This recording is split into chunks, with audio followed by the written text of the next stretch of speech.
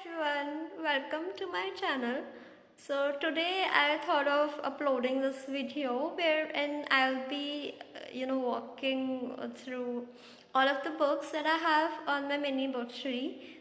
Those are not a lot, but I love whatever books I own, and a lot of books I really read the ebooks only. So I own them digitally, and someday I'll be doing a walkthrough of my digital library also. But for now, whatever paperbacks I have, let's see what I have them, why I purchased them. I'll be talking about what I loved in them, what covers did not like, and if I have read them or not, and where did I purchase them from, and things like that I have discussed. So let's see. So this is how my mini book tree looks. I do not own a lot of books or a broad bookshelf like other booktubers own, because I started this process of owning paperbacks actually 5-6 months ago. I had this book tree built, and then I started putting up the books by purchasing them. So yes, I do not own a lot of them, but I have few, and I have not read most or all of them, but I have read some. So let's get started. We'll be starting with this left side, and then we'll be going to the right down. So on the left side, I have put my both Haruki Murakami books, and I do know that there are a lot of Murakami fans. The problem with Murakami is either you understand what he is saying, or become a fan of him, or it's just on the other side, you never read him again. So I have like two books. Kafka on the Shore is the magical realism, and Sputnik Sweetheart, I haven't really picked it up. I just bought it because I have read Norwegian Wood and Men Without Women by Haruki Murakami. Those two books I do not own, but these two I did not own before reading. So I figured it out that okay, I'll be purchasing them and then reading them from the paperback. So reading Kafka on the Shore was a really good experience. Its cover is actually very pretty. My mom also liked the cover so much. The moment she looked at it, she was like, okay, I'm gonna read this one also, because this has a really deep cover.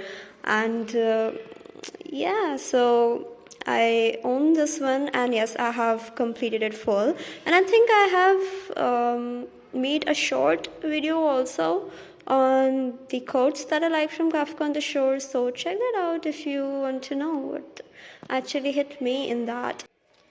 The second one, which is Sputnik Sweetheart, I tried to read it. Actually, I was in a reading slump, so I thought, okay, I'll be reading the Haruki Murakami one, and that would help me to get out of the reading slump, but I guess that is not a good choice. So I tried to start it, but I could not. So this is just, as of now, I haven't read it. Moving on to the next section.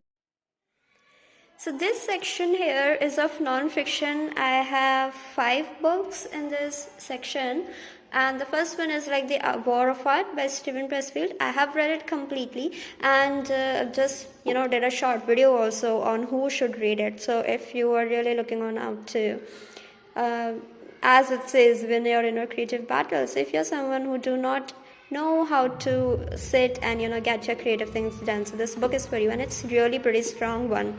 It talks about resistance, and then how you move past it, how you win over resistance, and stuff about that. So it is a good book, and I have read it.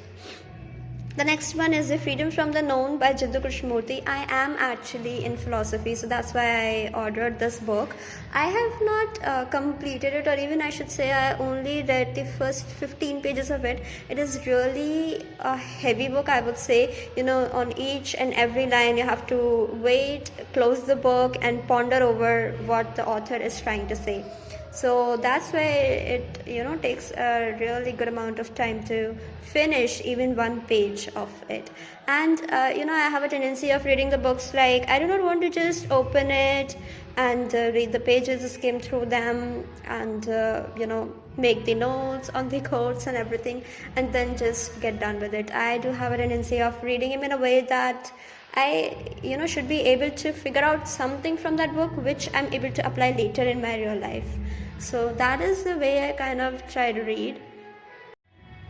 The next one is The Grand Design by Stephen Hawking. Yes, I've read it almost 30%, and it is, a must-read book for all the science lovers out there. Why the book is like that? It covers small part of metaphysics also, and then on to the scientific theories of how the Big Bang happened, why it happened, and then how we evolved, and then how all the stories happened, and it talks about literally everything.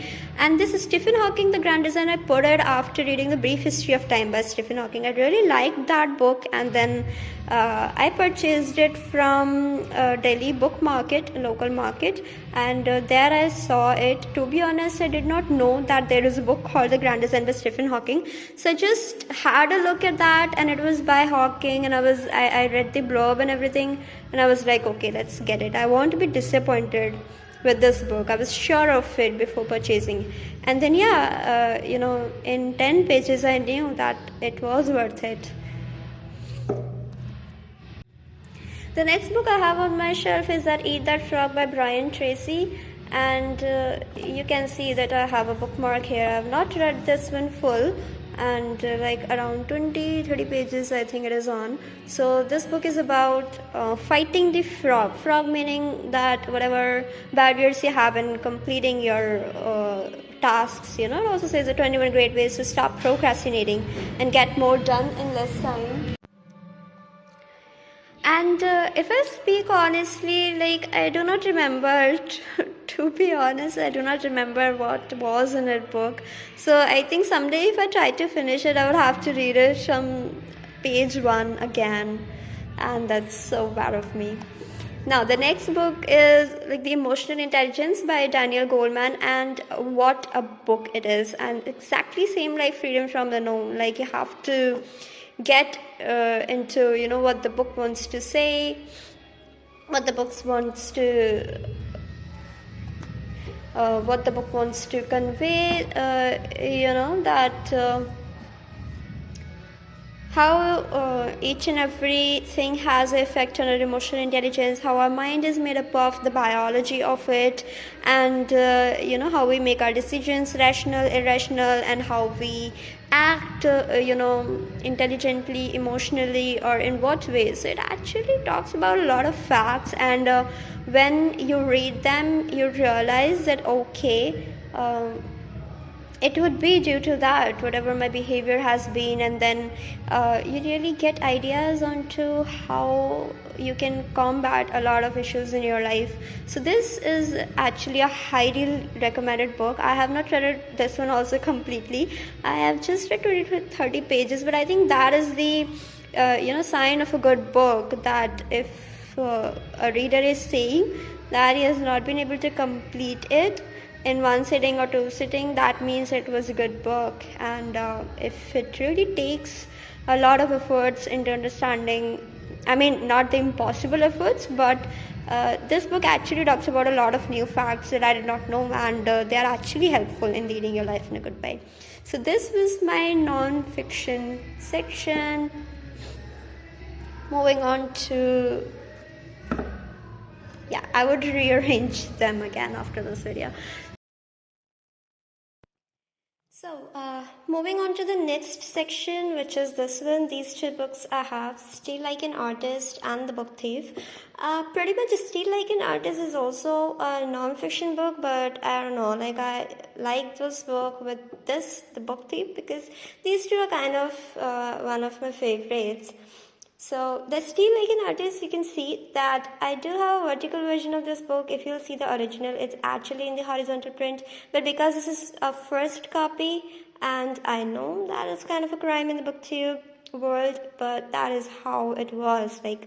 I will try to purchase only the original copies from now on, but for now I am owning this vertical version. And so I really like the cover of it. This is just pretty much a straight white words on a black background, and then the words really hit you when you look at that. It's like, still like an artist, you do not know what is it, and then when you go inside it, you figure out all of the keys of creativity actually. So as it says, unlock your creativity, it has actually unlocked mine after reading it. So I highly recommend this book to everyone I actually meet, and I have done a video of it, like kind of an explanation and reading it throughout on my channel. So if you like that, just check that out and let me know if you like this book or not, because I really have this kind of assumption, you can say, but it turned out to be right every time, that whoever I have suggested it to, they actually liked it. So, and the second book, The Book Thief by Marcus, is, I think, a brilliant book because it is of the Holocaust time, and Marcus tells us very efficiently that how the words, how the books can actually save people's life in the war times. So, to be honest, I do not like the cover of it because, if this girl with the vintage background would have been there, apart from this, fiery sidelines and with this girl reading the book, I think it would have made a lot more effect. But whatever the author likes, it's okay. Though, in my personal opinion, I do not like this cover. But this book is actually amazing. There's a story about a tree and a person with the way out of the trees and with the way with the words. That tiny story, which is about the Hitler and how he persuaded all of the whole world with his words, has actually touched me. You can really do a lot if you understand that story and what does Marcus is implying from that. Also, a very unique book. Like, in my whole book tree, this is the only book, and I think in many others also, this is going to be the only book which is narrated by death itself. So it kind of fascinates me every time I look at it, that I own such a book. Now, okay. Now, this last section of the left side is, these are 3 books, and these basically are from the MA course. These books do not belong to me, these belongs to my mom. So this is a literary criticism, and I have not read it, and I do not know if even I start reading it, would I be able to understand it or not. So this is, pages from the history of English literature. It would be, I think, pretty much interesting to read about the history, because I kind of used to crave of that knowledge. I used to crave that knowledge that we should read about the history also of the literature, the poets, how they evolved, why they wrote the things that they wrote in those times, and what all it was inspired with. So, and to the next section, this middle one, I have 2 Anne's books here, and I know a lot of people will be thinking that why she's having those books, because she's kind of a rebellion writer, she was, and her books almost were all banned. So, but I like both of the books, and I'll be talking about them more later on in the separate videos. But for now, I do have At Last Shrugged, and one is a fountainhead, which is inside this book sleeve that I made myself. And this book sleeve is actually, if I could show you, wait a minute, I do not want to damage them. Yeah, so this book sleeve says 1,000 theories of virtues, one of existence. I sewed this quote myself on this fabric, and then I made a book sleeve out of it. It was pretty much fun making this on one of the weekends, and then I decided to put this book inside it. And this is my first book sleeve that I own, and I'm going to buy a lot more creative book sleeves from now on, because I know that they protect my books from dust and from everything else. So this did not turn out to be the exact size of my book, because it was my first time sewing also. But then, as it was the first effort, so it was kind of special, so I decided to keep it. So this is about these 2 books. I think these books are not for everyone, but if you have read them, related to them, connected to them, and liked them, please let me know in the comments. Okay. So So the next one is this section where I do have Hamlet. Of course, we know that it's by Shakespeare. Yes, I have read it. I have read to the full Hamlet. I know it's very, very surprising when almost all of the books of my shelf I have not read, but I have read the latest play, longest play that Shakespeare has written. So the next one is the Paradise Lost by John Milton, and I think I realized that a few years back I wanted to read it, so I started on it, but then I could not understand it because of the complexity that it holds. So I will try to read it again maybe later. For now, it is just increasing the count of my tree. And yes, the last one is the Aristotle's Theory of Poetry and Fine Art. I really like the color of this cover. Apart from that, it talks about Aristotle's, what his theory was, what his philosophy was, and things on that, and a little bit on history as well. So I will also cover this later. These three are also mom's books and not mine. And yeah, these 4 books I have, which are also owned by my mom. So these 2 are the poetry books that we have. These are the Blossoms of Poetry and part 1 and part 2 of it, and these are actually kind of course books. I thought that it won't be that much amazing, but if you really read whatever is written in them, and I often ask my mom also that what does these poems mean, and when she explains, they turn out to be really deep, and I'm like, wow, the classics, the authors used to write are always amazing if you know the context, if you know thinking what these authors actually wrote that, then it turns out to be very brilliant. The next one is Tughlaq, and one more I have, which is Gitanjali by Tagore. I hope that all of the people are aware of it.